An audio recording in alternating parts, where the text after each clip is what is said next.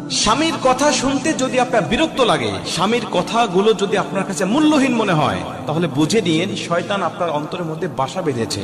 কারণ আল্লাহ পাক আপনার স্বামীকে আপনার জন্য নেতা নিযুক্ত করেছে। আল্লাহ বলে, আর রিজালু কাওয়ামুনা আলান নিসা, প্রতিটা স্ত্রীকে তার স্বামীর আনুগত্য মেনে নেওয়ার জন্য আল্লাহ পবিত্র কোরআনের মধ্যে বলেছে। মনে রাখবেন, যেদিন মনে হবে আপনার স্বামীর কথাগুলো আপনার কাছে বিরক্তিকর, স্বামীর কথাগুলো মূল্যহীন, বুঝে নিন আপনার পতন আপনার ঘরের দরজা।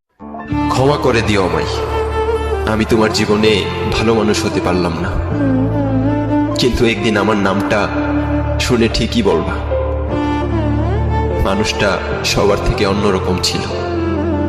পুরুষ সব সহ্য করতে পারে, বাট তার শখের নারী, তার লাইফ পার্টনার, তার স্ত্রী তাকে অবহেলা করবে, তাকে অযত্ন করবে, তাকে টাইম দেবে না, তার কেয়ার করবে না, তাকে টপ লিস্টে রাখবে না প্রায়োরিটির ভেতরে।